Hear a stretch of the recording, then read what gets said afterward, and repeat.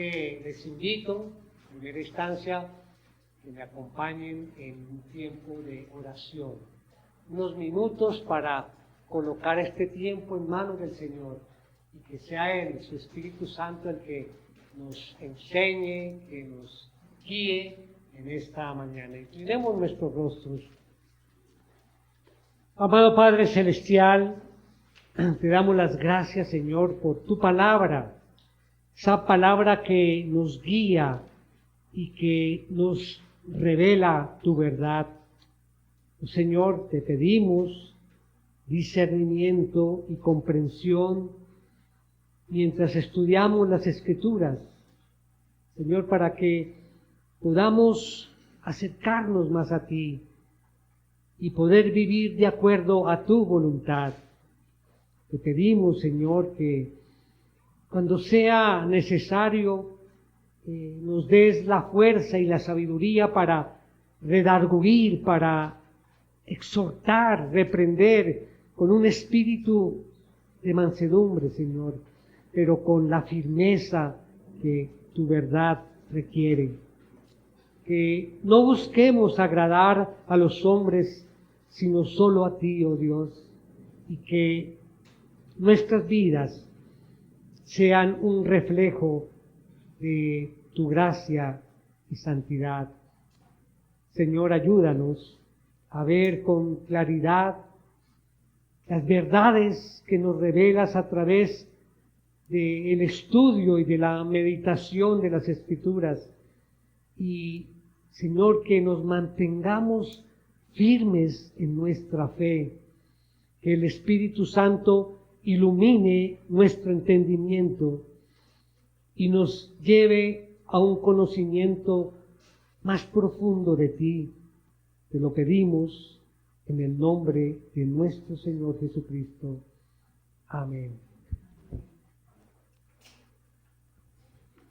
Bien, mis hermanos, al comenzar un nuevo año y en esta nuestra primera reunión dominical, hemos considerado compartir un tema que es muy importante para comenzar el año,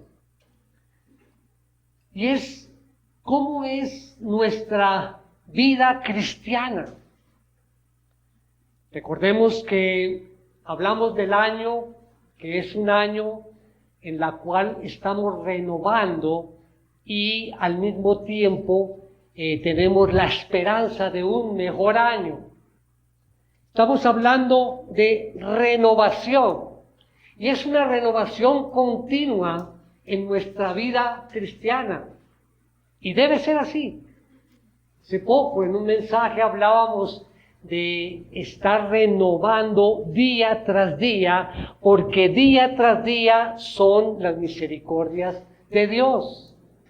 Por eso el tema de hoy lo voy a iniciar repitiendo una pregunta que les hice hace un tiempo. ¿Quién es Jesús para ti? ¿Quién es Jesús para ti? Y nos vamos a centrar en esta mañana en esa pregunta. Y esto viene consecuencia, mis hermanos, que hay un estudio sobre la vida cristiana, en especial esa relación personal con Dios. Y la conclusión de ese estudio, lamentablemente, es que muchas personas, una gran mayoría de cristianos, viven una vida cristiana mediocre, superficial. ¿Y por qué? La razón es porque se tiene una visión superficial de Jesús. Por eso se viven vidas superficiales, porque no conocemos en profundidad a Jesús. Y para cambiar esa visión y profundizar, y para que no nos suceda como aquella semilla que cayó allí en Pedregal, y pues obviamente no había mucha tierra y sus raíces no salieron y se secó. Para que no nos suceda eso, vamos a concentrarnos en un pasaje especial que encontramos en la carta del apóstol Pablo a los Colosenses, allí en el capítulo 1. Vamos a hablar de profundidad. Quizás hoy el mensaje tiene ese sentido de profundidad y por ello requiere de nuestra atención. Colosenses 1, vamos al versículo 13 al 20. Vamos a leer la palabra de Dios. Dice: porque Él nos libró del dominio de las tinieblas y nos trasladó al reino de su Hijo amado, en quien tenemos redención, el perdón de los pecados. Él es la imagen del Dios invisible, el primogénito de toda creación, porque en Él fueron creadas todas las cosas, tanto en los cielos como en la tierra, visibles e invisibles, ya sean tronos o dominios o poderes o autoridades. Todo ha sido creado por medio de Él y para Él. Y Él es antes de todas las cosas, y en Él todas las cosas permanecen. Él es también la cabeza del cuerpo, que es la iglesia. Él es el principio, el primogénito de entre los muertos, a fin de que Él tenga en todo la primacía. Porque agradó al Padre que en Él habitara toda la plenitud, y por medio de Él reconciliar todas las cosas consigo, habiendo hecho la paz por medio de la sangre de su cruz. Por medio de Él, repito, ya sean las que están en la tierra o las que están en los cielos. Impresionante pasaje que vamos a ver. Por eso los invito a que me acompañen a ver dos puntos grandes, generales, en este mensaje que hemos titulado La supremacía del Salvador. Como todo mensaje tenemos una idea principal. En este caso, está muy acorde allí con el pasaje, dice: Jesús es supremo porque Él es la imagen del Dios invisible, porque Él es el primogénito de la creación. Él es la cabeza de la iglesia. A Él le pertenecen nuestras vidas, pues Él es nuestro Salvador. Comenzando nuestro texto, dice en el versículo 13, porque Él nos libró del dominio de las tinieblas y nos trasladó al reino de su Hijo amado. Aquí ya surge nuestro primer punto, la obra de Dios Padre. La obra de Dios Padre. Porque Él nos libró del dominio de las tinieblas. Cuando el texto nos dice que Él nos libró, está hablando de Dios Padre. Y pues lo que sugiere aquí es que si nos libró del dominio de las tinieblas es porque estábamos bajo ese dominio, bajo ese reinado, bajo esa esclavitud de las tinieblas. Así es que Pablo se refiere aquí a las tinieblas. Y pregunto, bueno, ¿qué son las tinieblas? ¿A qué hace referencia el apóstol Pablo aquí como tinieblas? Él utiliza esa palabra de manera metafórica para referirse, en algunos casos se refiere a error o a la mentira. Cuando habla así, en algunas de sus cartas, hace referencia a las tinieblas como al error o a la mentira. O sea que todo lo que contrasta a la verdad, Pablo lo trata como algo oscuro o como algo que está en tinieblas. También en otros textos, allí el apóstol Pablo se refiere a tinieblas cuando habla de las obras de la carne o cuando habla de injusticia. Por ejemplo, en el libro o en la carta a los Efesios, sí, Pablo utiliza la palabra tinieblas para referirse a Satanás y a todos los ángeles caídos. Entonces, cuando juntamos todo esto, mentira, error, injusticia, el diablo y sus ángeles, ¿qué tenemos entonces aquí? Cuando Pablo dice que estamos bajo el dominio de las tinieblas, o cuando estábamos allí, lo que quiere decir es que hubo un tiempo en el que tú y yo éramos esclavos del enemigo, del diablo. Que lo que el diablo utilizaba para mantenernos bajo su dominio era la mentira, y que como resultado de ese dominio mentiroso, nosotros de manera voluntaria éramos enemigos de la justicia. Pero a pesar de ese estado de esclavitud, Dios intervino. ¿Y qué hizo Él? Dice allí, nos libró del dominio de las tinieblas. Es decir, quebró las cadenas, rompió las ligaduras de las tinieblas y nos sacó de allí. Pero ojo, Dios no nos libró de las tinieblas para que viviéramos de una manera autónoma. Dios no nos hizo libres para que viviéramos como animales sin ley. No. Es simplemente una liberación de un dominio. Y según el texto, es un traslado. Escuchen bien, mis hermanos. Es un traslado de dominio. Esto es fundamental.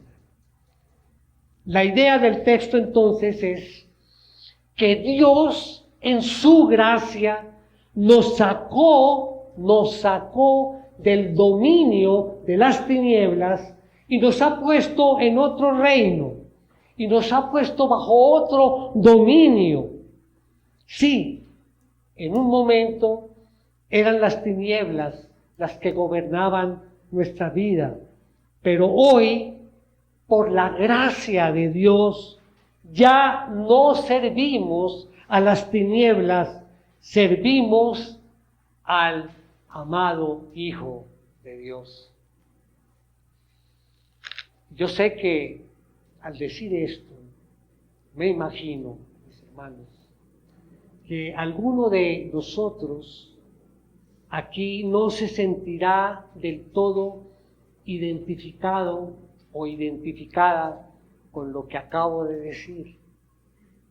Alguien quizá podrá decir, para ser sincero, hay áreas en mi vida en las que parecen que todavía están en la oscuridad, están en las tinieblas. Hay áreas en mi vida que parecería que no han sido totalmente entregadas a Jesús para que Él las gobierne. Tal vez mis ojos no han sido totalmente entregados a Él. Tal vez mi lengua no ha sido totalmente entregada a Él. Tal vez mi profesión, tal vez mi trabajo, tal vez mi estudio, tal vez mi sexualidad, mi dinero, mi familia. Cuando Él dice, hemos sido trasladados al reino de su amado Hijo, un reino de luz, de verdad y justicia. Pero hay algo en mí que dice todavía como que no lo he alcanzado. No he alcanzado esa luz, esa verdad y esa justicia, porque hay áreas en mi vida que no parecen estar sujetas a Él. Sí, hermano, yo creo que hay mucha razón en esto, porque nosotros no somos quienes deberíamos ser, pero por la gracia de Dios, nosotros ya no somos como éramos. Él nos ha trasladado de las tinieblas a la luz. Un comentarista dice, permítanme les comparto esta cita, dice lo siguiente, abro comillas: hay una gran diferencia entre lo que somos ahora y lo que seremos un día cuando esta vida transitoria haya pasado y las cosas eternas hayan sido reveladas. Pero existe una diferencia probablemente aún mayor entre lo que éramos antes que Dios interviniera en nuestras vidas y lo que ahora somos por la gracia de Dios. Termina allí la cita. Entonces, ese es nuestro primer punto. La obra de Dios Padre. Entonces recordemos esto. Estábamos bajo el dominio de las tinieblas, del diablo, de la mentira, de la injusticia de la carne, pero Dios en su gracia rompió las ligaduras, nos liberó de ese dominio y nos puso bajo otro dominio, el dominio de su amado Hijo. Un reino de luz donde existe la verdad y la libertad.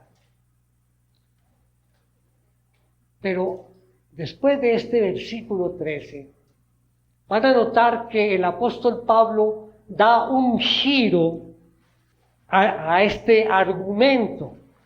Después de haber dicho, nos ha trasladado del reino al reino de su amado Hijo, ahora se enfoca en ese Hijo amado al cual nosotros servimos. Entonces viene el giro. Ahora nos centramos en este punto número 2, a la supremacía de Dios Hijo. Recordemos nuestra idea principal. Jesús es supremo porque Él es la imagen del Dios invisible, porque Él es el primogénito de la creación. Él es la cabeza de la iglesia, a Él le pertenecen nuestras vidas, pues Él es nuestro Salvador. Acompáñenme nuevamente, vamos a leer allí a partir del versículo 15. Dice, Él es la imagen del Dios invisible, el primogénito de toda creación, porque en Él fueron creadas todas las cosas, tanto en los cielos como en la tierra, visibles e invisibles, ya sean tronos o dominios o poderes o autoridades. Todo ha sido creado por medio de Él y para Él. Y Él es antes de todas las cosas, y en Él todas las cosas permanecen. Él es también la cabeza del cuerpo que es la iglesia. Él es el principio, el primogénito de entre los muertos, a fin de que Él tenga en todo la primacía. Porque agradó al Padre que en Él habitara toda la plenitud.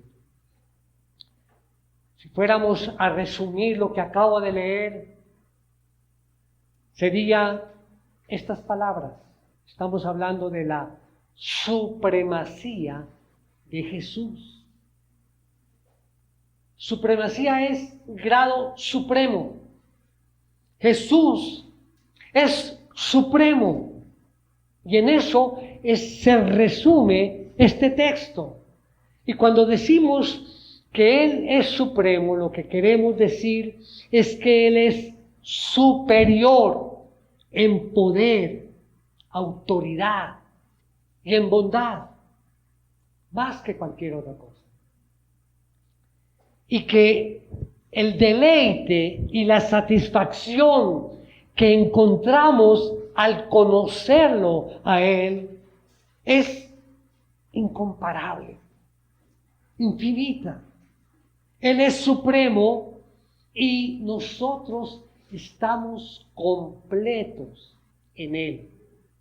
Nosotros estamos satisfechos en Él. Ahora surge esta pregunta. ¿Por qué Jesús es supremo? ¿Por qué Jesús es supremo? Y vamos a ver 3 razones, mis hermanos. Primera razón, Jesús es supremo por su relación con Dios. Ese es el punto A. Por su relación con Dios.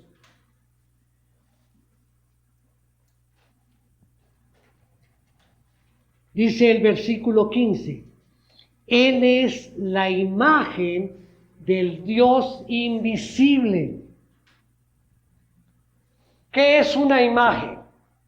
Una imagen es una representación visible de algo o de alguien. ¿De acuerdo? Según este texto, Dios es invisible. Sin embargo, aunque Dios es invisible, Él se ha hecho visible en Jesús. Porque Jesús es la imagen del Dios invisible. Dicho de otra forma, nos lo dice el apóstol Juan allí en Juan 1. Juan 1, vamos a leer el versículo 14 y el versículo 18. Dice, el Verbo se hizo carne y habitó entre nosotros y vimos su gloria, gloria como del unigénito del Padre, lleno de gracia y de verdad. Versículo 18. Nadie ha visto jamás a Dios, el unigénito Dios que está en el seno del Padre, Él lo ha dado a conocer. Él lo ha dado a conocer. La idea es que la gloria de Dios se hace concretamente visible, se hace palpable en la persona de Jesús. Ver a Jesús es ver la gloria de Dios, porque Él es la imagen del Dios invisible. El autor de Hebreos, de la carta a los Hebreos, vamos allí, capítulo 1,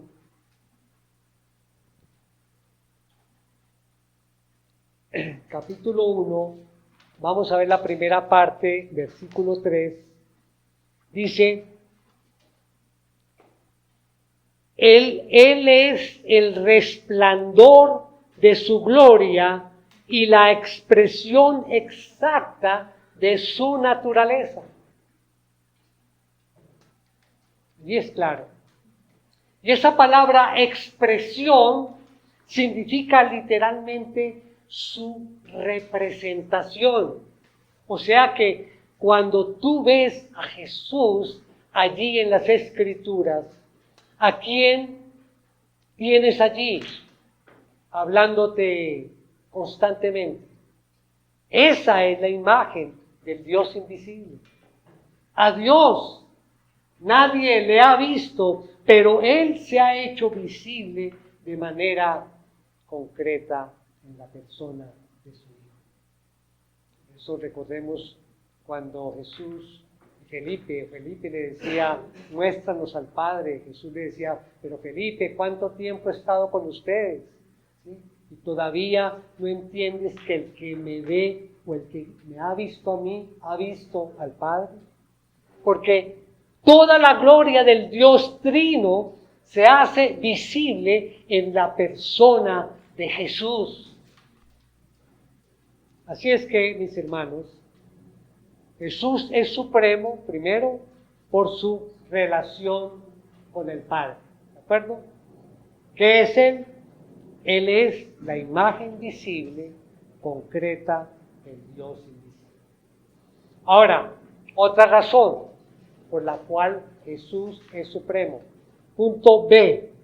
Por su relación con la creación.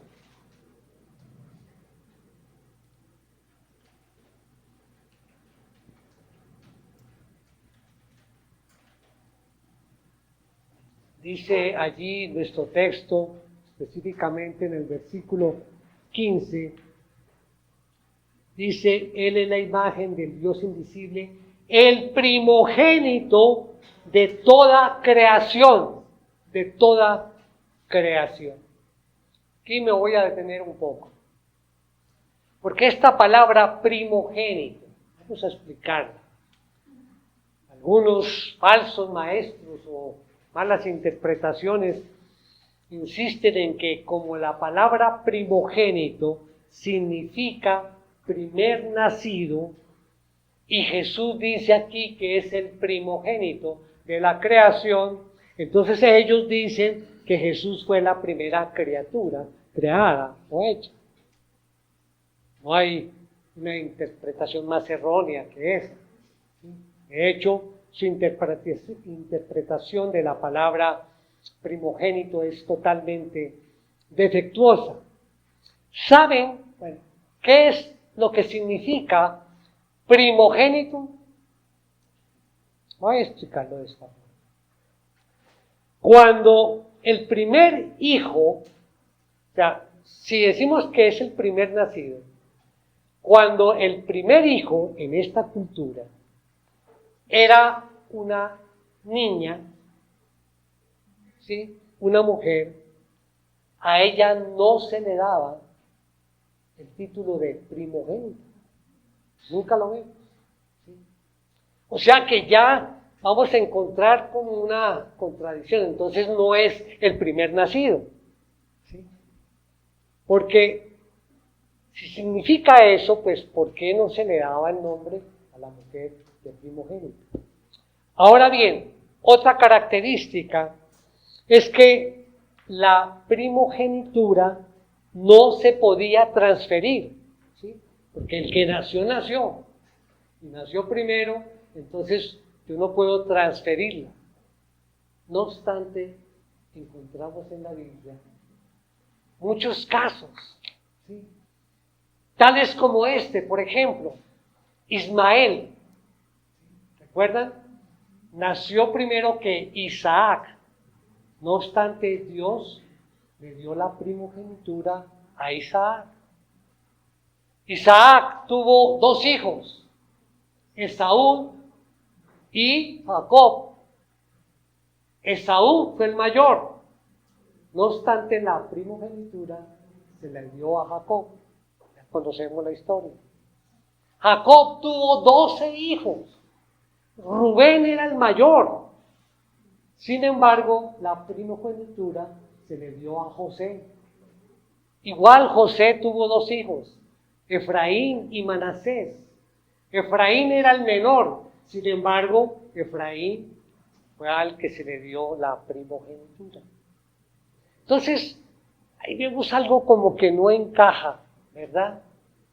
Porque la palabra primogénito de entrada no significa entonces primer nacido. Primogénito significa es el que tiene la preeminencia, el que tiene la primacía, la superioridad, la dignidad, la preferencia. Así entonces, con el tiempo se usa esa palabra primogénito para referirse al primer nacido, pero ya vimos bíblicamente, primogénito significa aquel a quien le pertenece el derecho y dignidad de gobernar o de tener primacía sobre los demás. ¿Queda claro ese concepto?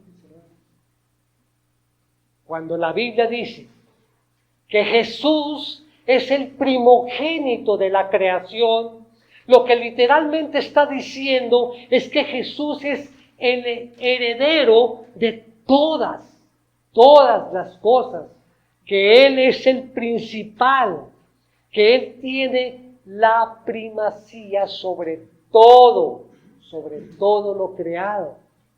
Así que esa es la real interpretación. Queda claramente evidenciado en lo que dice el texto.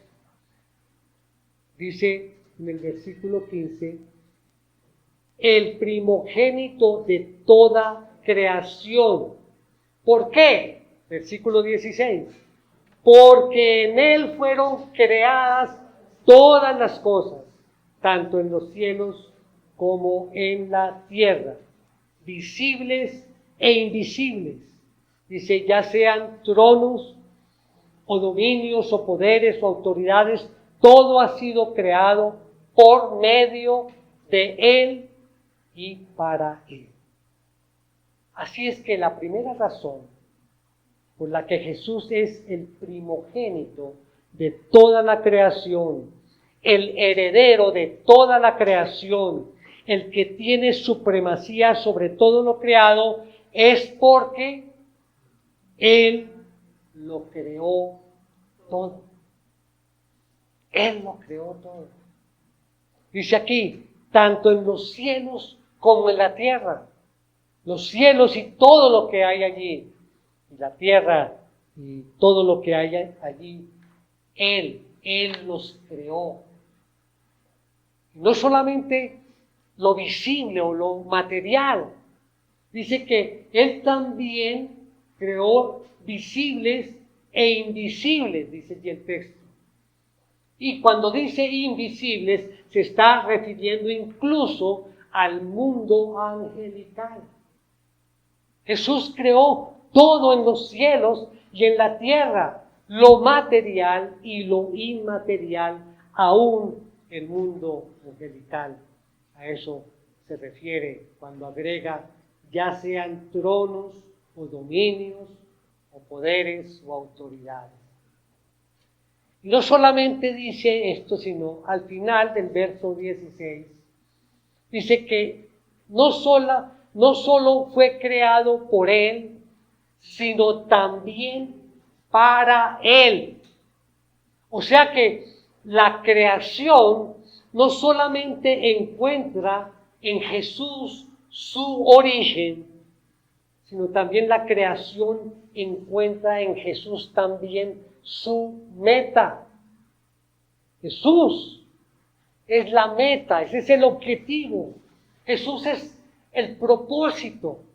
Todo fue creado por Él y para Él. Y eso no es todo. Pablo agrega allí en el verso 17.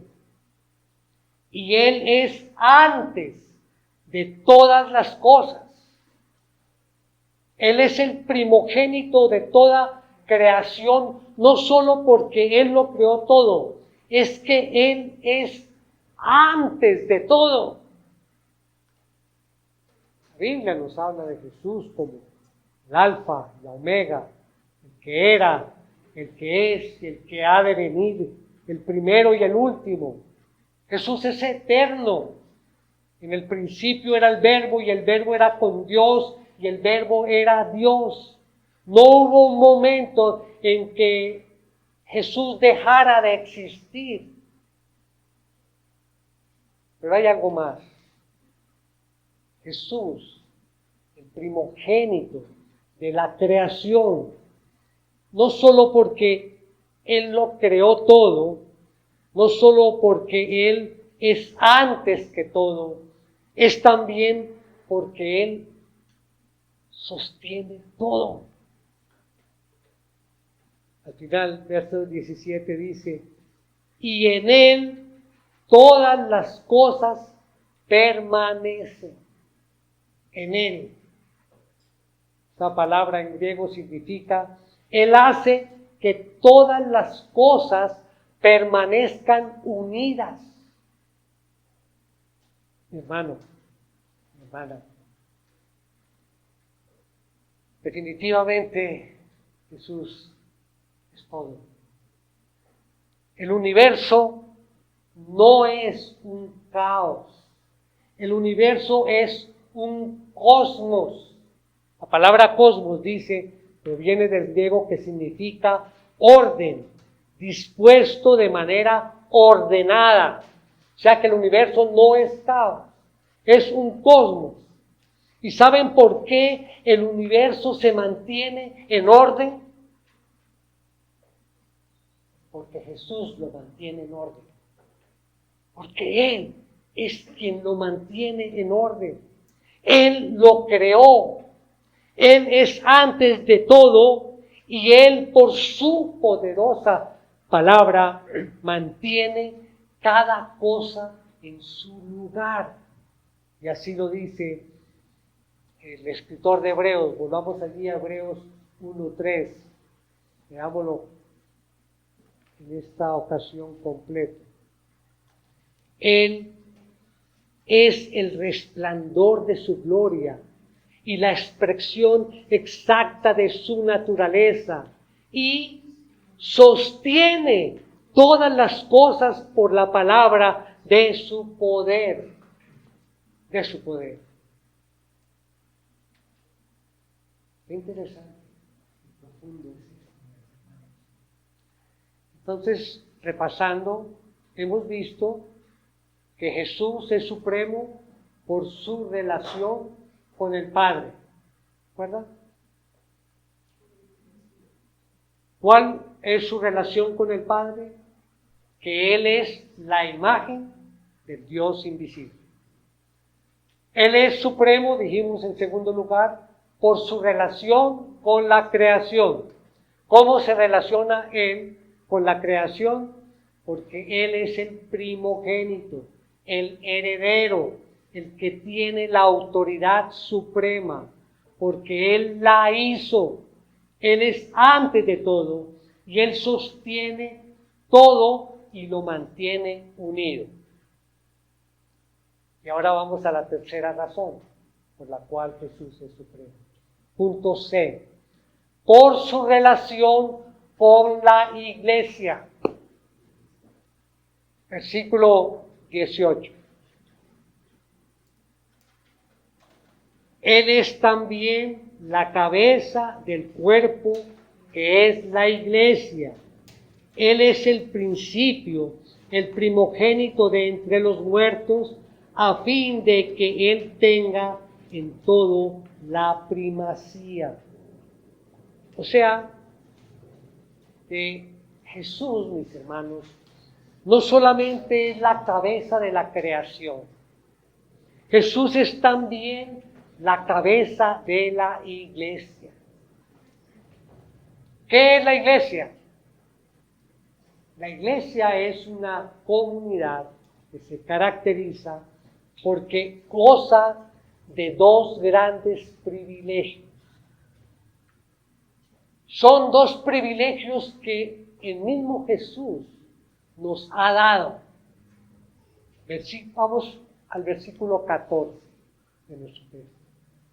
Dice, en quien tenemos redención, el perdón de los pecados. La iglesia, entonces, es una comunidad de personas que debemos estar, porque nosotros somos esa iglesia, esa comunidad de personas, que debemos estar siempre plenamente agradecidos porque creemos que Jesús nos ha redimido y además nos ha perdonado. Me parece importante vincular esas dos palabras, redención y perdón. Jesús, entonces, es la cabeza de la iglesia, y la iglesia es esa comunidad que ha recibido de Él la redención y el perdón. ¿Queda claro? Jesús es la cabeza de la iglesia. Y por esto, mis hermanos, nosotros como iglesia debemos estar sujetos a Él, seguir su guía, seguir su dirección. Él es la cabeza de la iglesia, su sustentador, pero también su gobernador. ¿Por qué? ¿Por qué es así? Porque hay dos razones. Dice la primera parte del versículo 18. Él es también la cabeza del cuerpo, que es la iglesia. Él es el principio. Escuchen bien. Él es el principio. La idea es que Jesús es el originador de la iglesia. No solamente la creación completa se le debe su origen a Jesús, no, la iglesia también le debe su origen a Jesús. Entonces, Él es el principio, el organizador de la iglesia. Bueno, y nos preguntamos, bueno, ¿y cómo lo hizo? Por su obra, por su muerte, por su resurrección. Esa es la forma en que Él originó la iglesia. El primogénito, dice allí, de entre los muertos. Y otra vez utiliza esa palabra primogénito, pero para decir que Jesús es el primogénito de entre los muertos, eso quiere decir que Jesús es la autoridad sobre la vida y sobre la muerte. Él es la autoridad, por eso habla de primogénito. Hermanos, la vida que hoy disfrutamos como iglesia, la vida espiritual, la vida física, se la debemos a Jesús y a su resurrección. Ese es el privilegio, mis hermanos, de estar aquí, de poder tener este sitio para reunirnos, de poder estar atentos a escuchar su palabra, de poder abrir nuestra boca y alabarle a Él.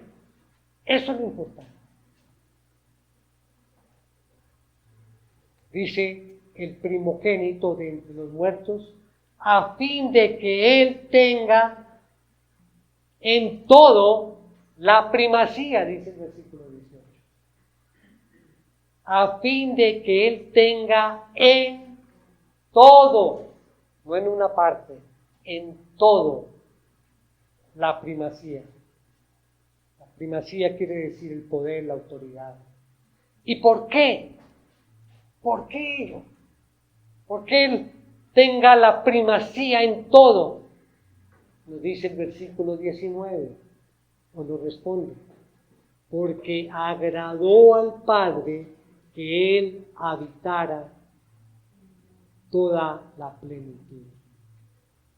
Que en Él habitara toda la plenitud. Aquí no hay competencia. Muchos dicen, bueno, pero Jesús, el Hijo, y el Padre, entonces el Padre le dio todo al Hijo, y estamos aquí hablando solo del Hijo, de todo el poder de Él, sobre todo lo creado por Él y para Él. Bueno, y Dios Padre no se sentirá celoso, dirán algunos. Precisamente nos dice aquí, porque toda la plenitud de la deidad reside corporalmente en Él. Lo que Pablo nos trata de decir aquí, o nos dice aquí, es el más grande misterio del universo. Jesús es 100% hombre y también es 100% Dios, porque le agradó al Padre que en él habitase toda la plenitud de la deidad. De modo, no solamente Él es supremo,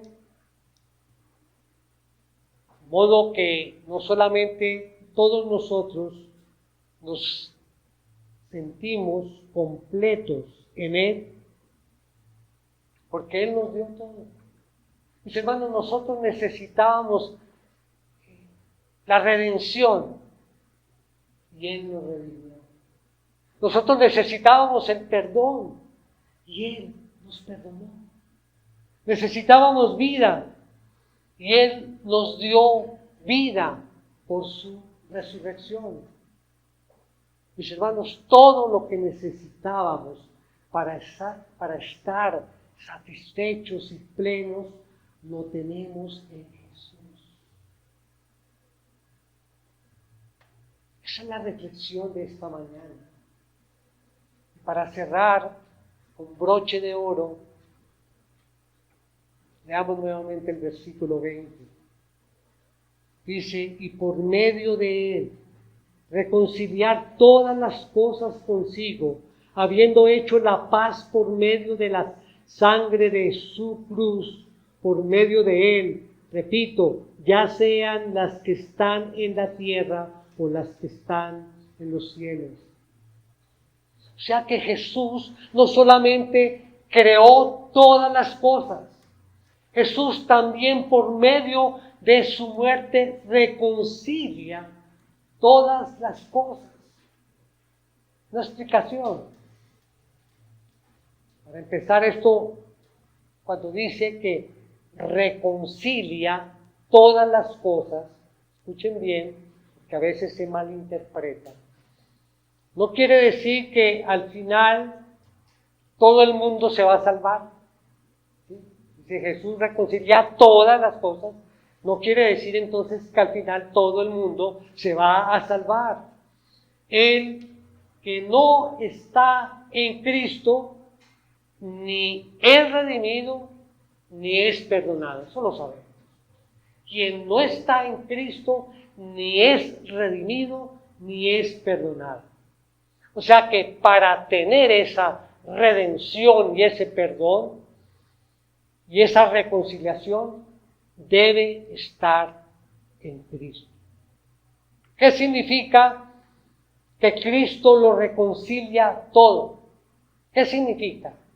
Significa que ese pecado que arruinó toda armonía y todas las relaciones del universo, el pecado estropeó, rompió nuestra relación con Dios. Pues, ¿qué ha pasado entonces?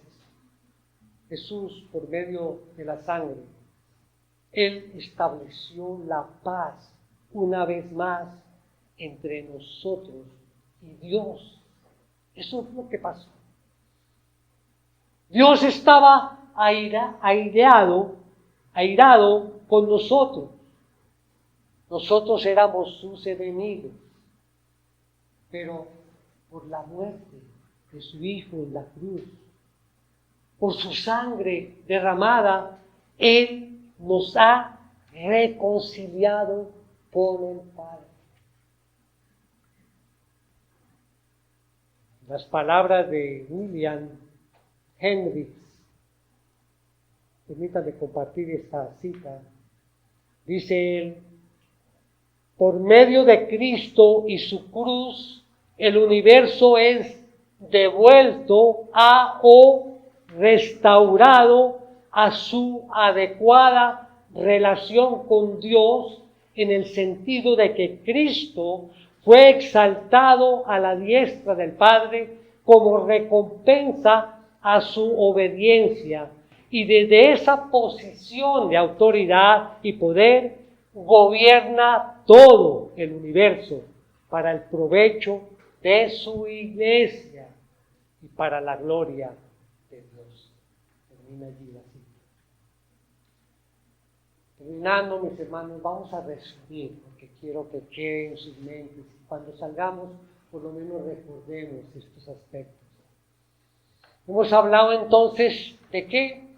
De la supremacía de Jesús. Él es supremo porque es Dios mismo, la imagen. Él es, Jesús mismo, es la imagen del Dios invisible. Es supremo porque lo creó todo, lo sostiene todo y Él es antes de todo. Y es supremo sobre la iglesia porque Él la creó y todo lo que es perdón, redención y vida se lo debemos a Él por su muerte y por su resurrección. Por lo tanto, mis hermanos, ¿qué es lo que buscaba Pablo con esta información que hemos compartido esta mañana? Pablo, inspirado por el Espíritu Santo, por supuesto, quiere darnos un cuadro de la supremacía de Jesús para recordarnos de que Jesús, del que escuchamos cada domingo, Él es digno de ser adorado por quien Él es. Por lo tanto, Él y solo Él es digno de nuestra adoración. Solamente Él es digno de nuestra devoción. Por lo tanto, mi hermano, mi hermana, yo les exhorto en esta mañana, comenzando este año, para tenerlo presente. Yo les animo, dejemos la superficialidad y vamos a profundizar más en la palabra. Profundicemos en quién es Jesús, a quién estamos sirviendo. Comenzando este año, es una excelente oportunidad para pedir perdón a Jesús y decirle: Señor, yo quiero profundizar más en conocerte, para que mi vida de obediencia esté en línea a tu voluntad y yo no actúe de forma mediocre o superficial.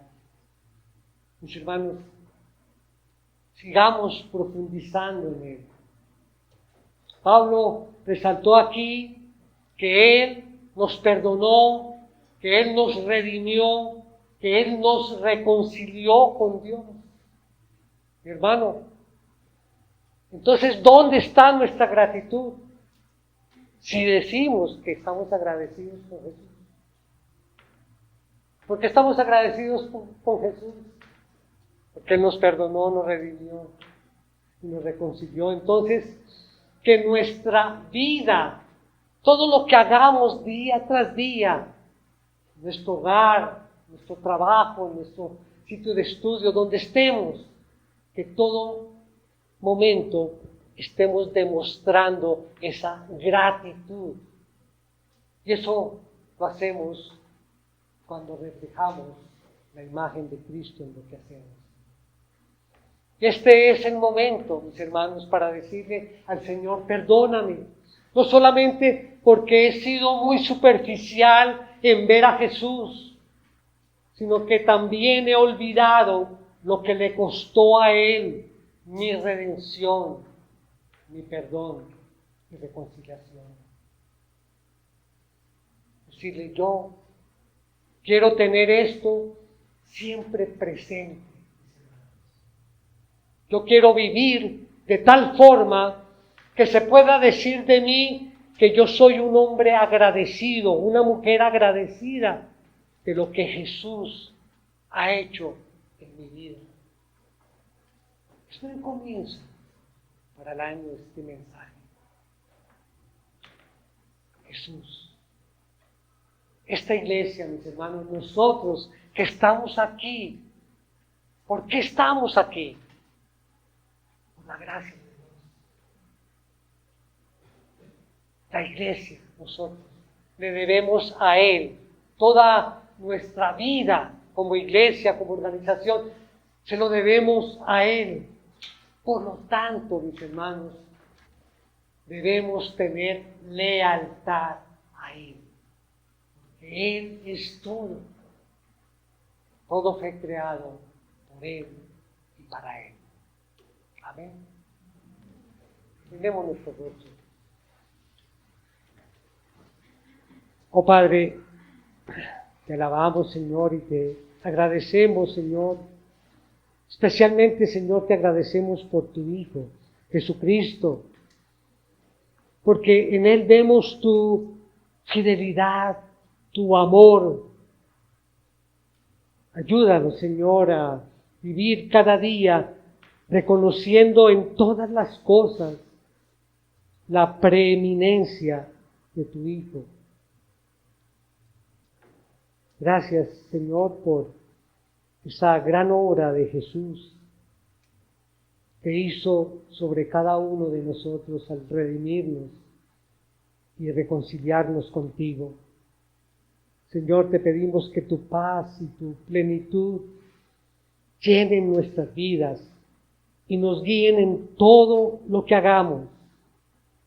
Señor, en tus manos ponemos nuestras vidas. Te pedimos que nos des la fuerza y la voluntad para seguir tus pasos y ser cada día más como tu Hijo Jesucristo. Te lo pedimos en el nombre de nuestro Señor. Amén. Amén.